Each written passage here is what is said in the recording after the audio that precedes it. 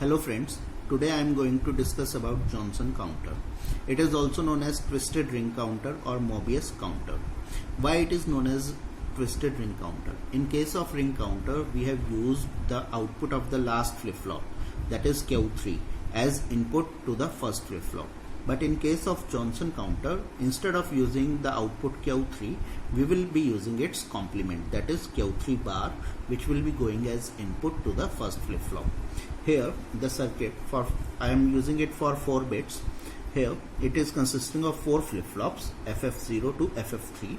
The clock pulse is applied simultaneously to all the flip-flops, means with the application of one clock pulse, all the flip-flops will be working. And because I am using a D-type flip-flop for all the 4 ones, so whatsoever be the input at each flip-flop, with the application of clock pulse, that input will be going as output to the next flip-flop. And the output of one flip-flop is connected to the input of the second flip-flop.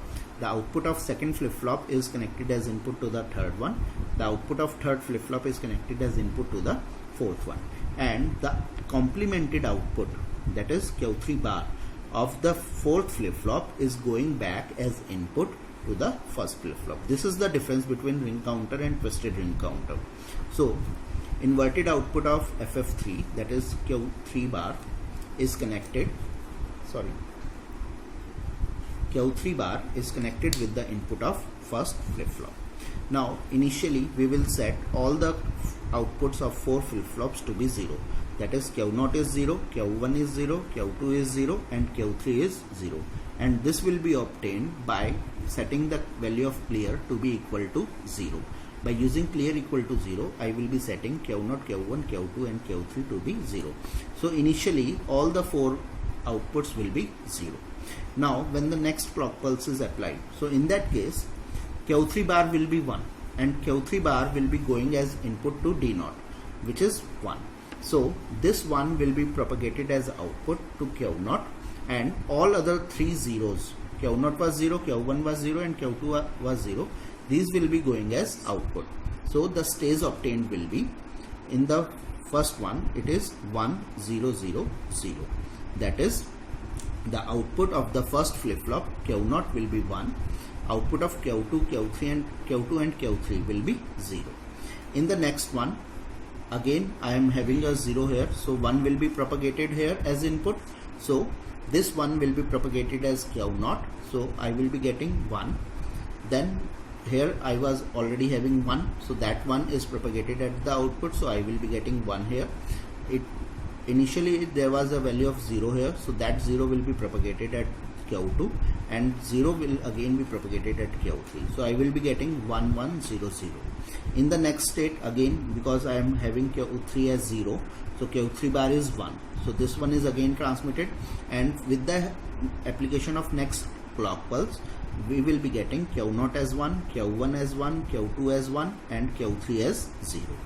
Then again Q3 bar will be 1 and that one will be propagated, and these 3 ones, first 3 ones, these will be propagated at the output. So I will be getting all the outputs of the flip-flops to be 1 1 1 1.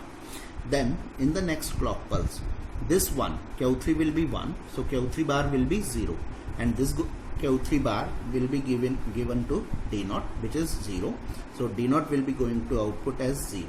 So I will be getting 0 here, and the initial 3 ones will be propagated to the next 3 positions, that is 1 1 1. In the next one, again this one will be having a complemented value of 0. So this 0 is again going, so I will be getting 0 0 1 1, then 0 0 0 1, and finally from this we will be getting 0 0 0 0. So this is how a cyclic operation will take place. Now here, as the number of flip-flops are 4, so here the states obtained will be 8. So it is also known as mode 2n counter. Ring counter is known as mode n counter, where n represents the number of flip-flops. Here the Johnson counter is also known as mode 2n counter, where n represents the number of flip-flops. Here I have shown the truth table, which is showing the clock, that initially if the clock is at positive S, so with the help of clear by setting the value of clear to be equal to 0, I will be getting Q0, Q1, Q2 and Q3 to be 0. Then I will be applying the negative as triggered clock pulse, that is, it is giving a transition from 1 to 0. So I will be getting the output as 1 0 0 0, and similarly all other operations will take place, and finally in the last state again I will be getting 0 0 0 0. Now you can see here I will be getting 8 states, and after the 8th state again I will be getting 0 0 0 0. So this is taking 8 states or 2n states. Here the count sequence generated is also called as creeping code, and n bit Johnson counter yields 2n states because I have used n bits or 4 bits, so it will be yielding 2n states. So it is also called mode 2n counter or divide by 2n counter. We do not use, it does not use maximum available count sequence, because if I am using 4 flip-flops it can have maximum 16 sequences, but here we are using only 8 sequences. So the only drawback of Johnson counter is that it does not use maximum available count sequence. So this is how a Johnson counter can works, and we can also have the waveform for it, which you can draw on your own by seeing the fruit table. Thank you.